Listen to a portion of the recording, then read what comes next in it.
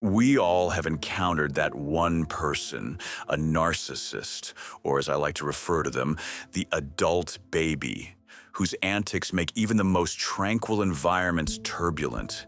This individual is a nightmare wrapped in human skin, a master of misery whose sole mission is to bend the world to their will by any means necessary. While their behavior might be downright outrageous, understanding the psychology behind it reveals layers of complexity. Narcissistic personality disorder is the psychological term, and while there are many varied types of behavior for this, today we are going to discuss and outline those who regress to infantile behaviors to manipulate their surroundings.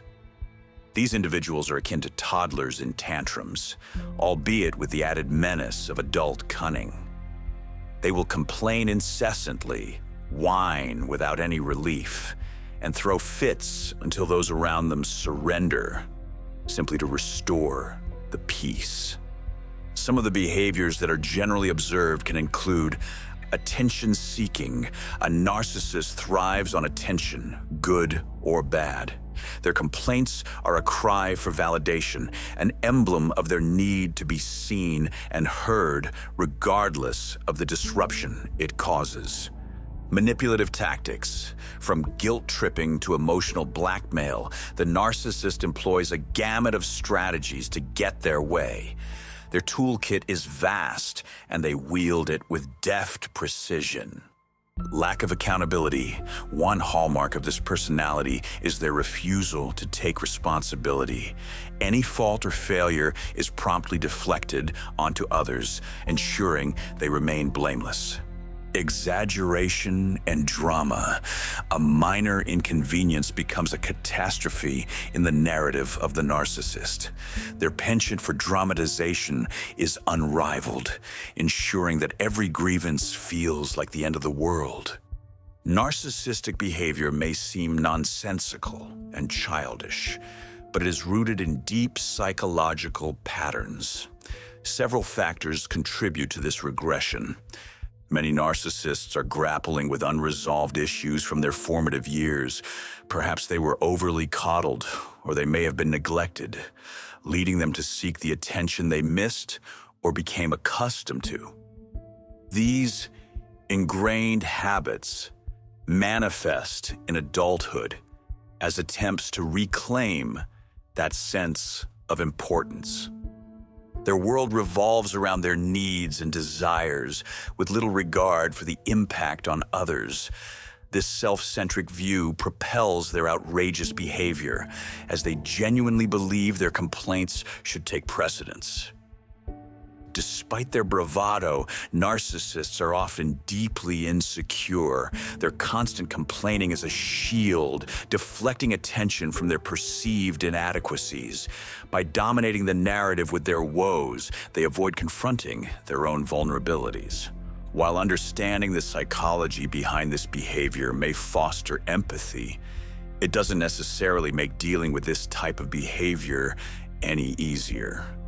Yours truly grew up in a home with a narcissistic parent.